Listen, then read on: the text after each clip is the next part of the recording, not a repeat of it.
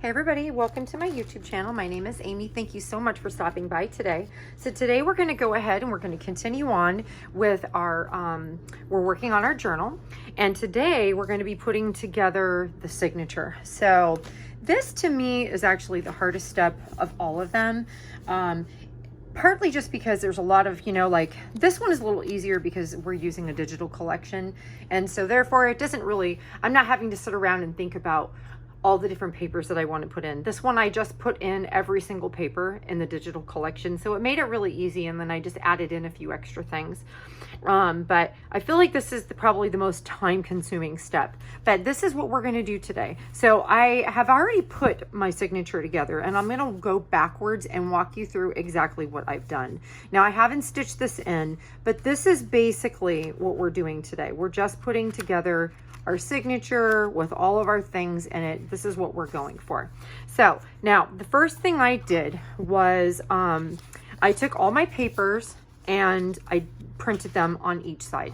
So there were, I believe, 8 different papers, and I just basically, I printed all 8 and then I flipped them over and then I reprinted them again for the same 8, but just going in opposite directions. That way there's different patterns on each side. So this is what I did. So I double-sided printed those first. And then what I did was I took this is how I always calculate. So I wanted my journal to basically go pretty much flush with top to bottom.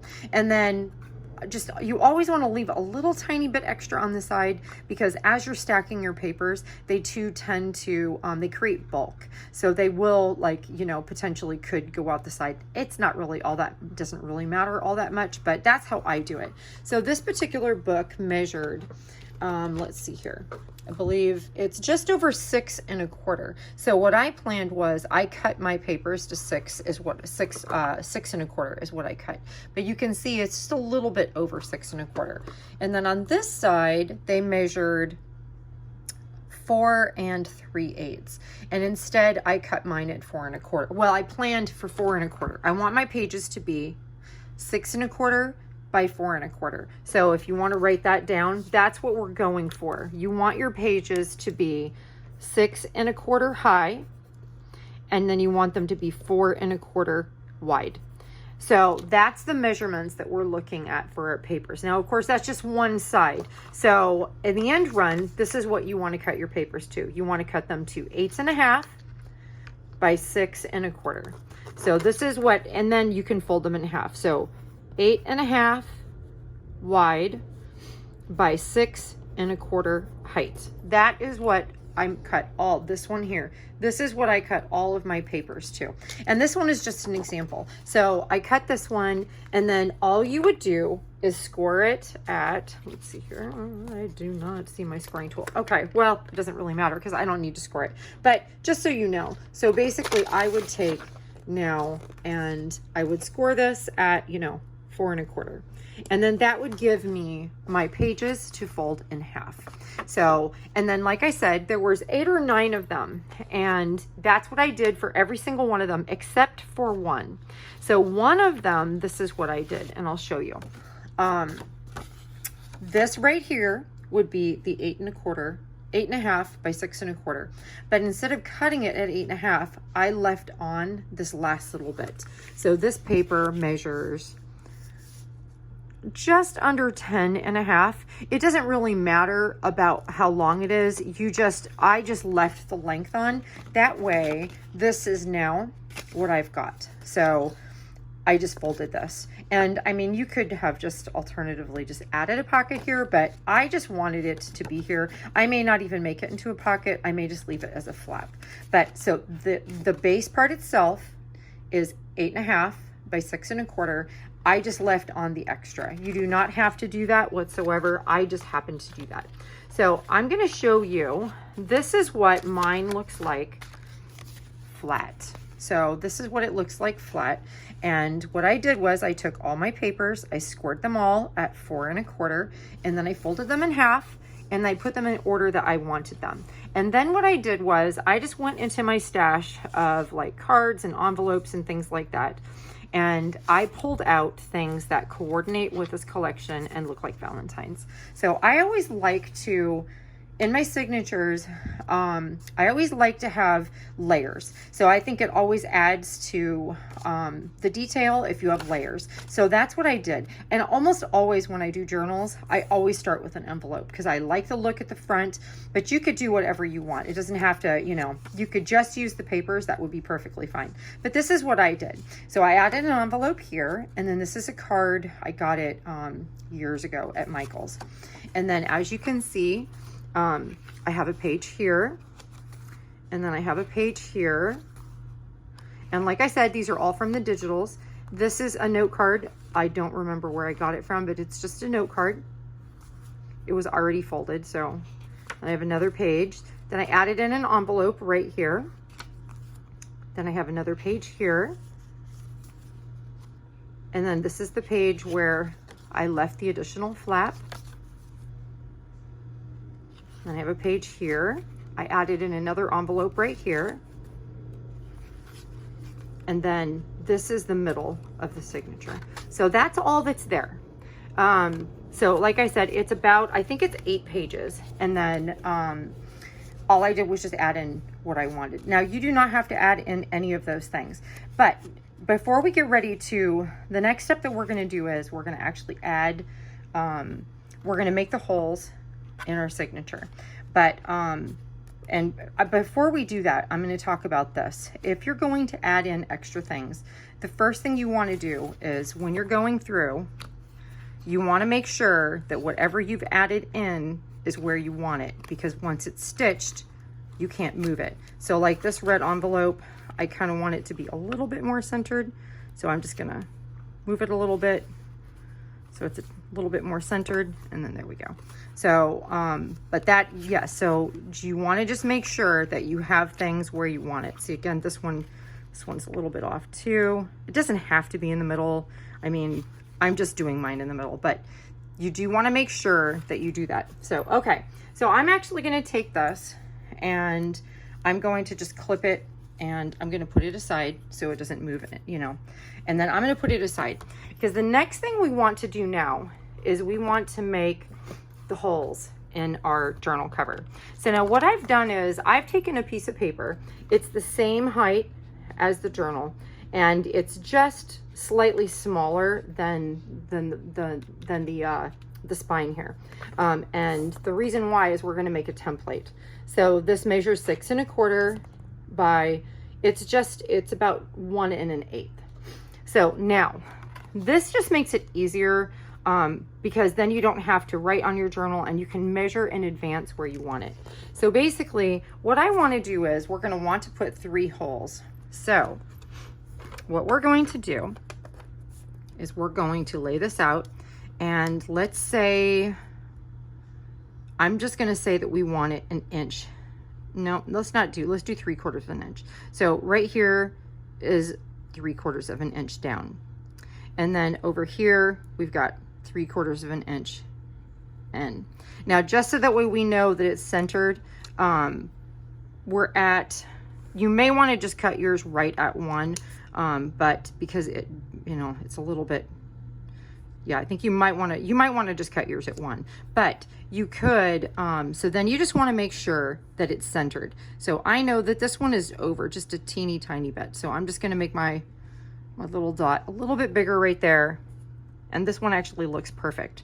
So that's how I'm going to do that. And then let's see here. So we have, let's see here. We have 1, 2, 3, 4 and 5/8 in the middle. So we want to have about 2 1/4. Should have calculated this before. You know what we're going to do? We're just going to, because I didn't do that, we're going to fold it in half, and that'll give us our exact center. So now we know this right here is our center. So we just need to make sure that our little dot is right there in the center. So that's where we're going to do that. So now all we have to do is take this, and then we're going to put it on our spine. So you want to take this and you want to center it in, you know, put it in the center, just like so. And then the next thing you want to do, now this is like, you could do it on anything. This is just a piece of packing that it's like a foam packing that I got like years ago. You just want something to be able to stab it into. You could do this into like an old phone book, something with a spine, something you don't care about. Anyway, all we're gonna do is we're gonna lay it down just like so. And then you want to take like an owl, or this is just like the Tim Holtz pokey tool. And then all you're going to do, once you know you're all lined up, is you're just going to take it and you're going to poke it straight through. That's it. So we're going to go through just like so. Now, you don't have to do it this way. You could totally, I have done it many, many, many times just by eye. And then I'm just going to go back through from the other side and make sure that my holes are nice. And that's it. We've got our holes. You don't have to do it with a template. I just find that it's easier. You can see just by looking at it, it's really perfectly centered. But I have done it before and just eyeballed it. It's not very hard to do when, you know, like you're only doing one signature, and then and it's pretty small. If you were doing multiple signatures, you would definitely want to have that. But okay, so now the good thing about because we have our template now, the next thing we want to do is we want to fold this in half. Now, like I said, I don't have my bone folder here. This is why I'm doing it this way. But you could just use your bone folder. But the nice thing about this is you know it's exactly, and see, you can see our holes are exactly in the center. So okay, so now the next thing we want to do is we want to go back to our signature. And the first thing we want to do here is, after we've already went through, we've put our papers in, we've made sure everything is straight. Now the next thing we want to do is we want to clip everything together so that way it doesn't shift. So you want to clip everything together. And I like to put one on each end of the page. And then you just kind of want to keep making sure that nothing has shifted. Okay, so there we go. That is what we've got. So now we're going to take this again and we're going to lay it on this foam piece, where, like I said, there you could put it on anything, and whatever works for you. And then you're going to take your piece of paper and you're going to just lay it right in the center.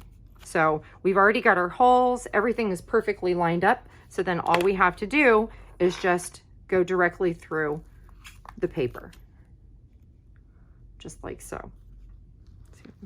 Make sure you guys can see. Hope you guys can see me doing that just fine. Okay, and that is it. Now we take our template away. And the nice thing is you could make more than, you can keep your template. If you were making more than one, you've already got one made now. Matter of fact, you could have just folded it in half to begin with and just put your dots that way too. But as you can see, we've got our dots, we've got our holes and everything. So now we're actually ready to stitch everything in. Now, you always want to make sure that everything is oriented, make sure that it's facing the right way. Okay, now the next thing we're going to do is, this is like crochet thread.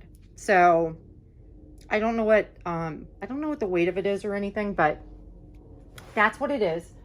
It's crochet thread. You could use DMC floss, you could use twine, you could use a good string, anything like that. So basically you want to have about 4 times the length of your book. I like to have extra, especially because in case you want to hang dangles. So, and it's just string. So it's better to have extra, and you know, than not to have enough.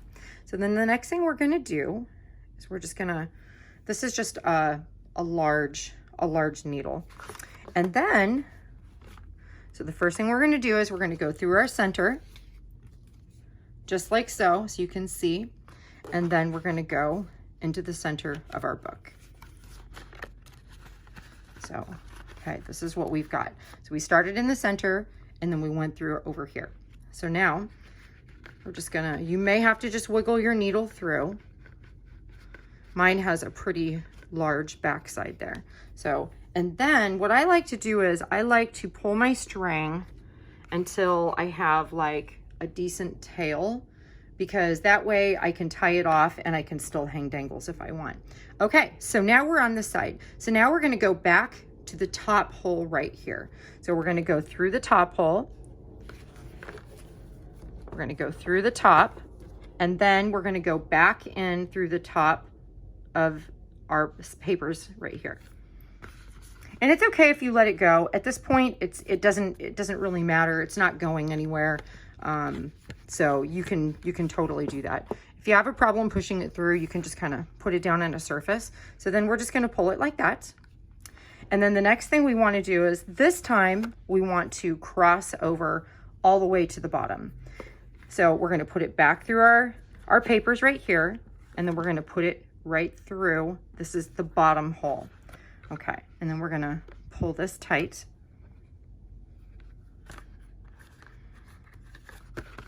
Just gonna wiggle it through.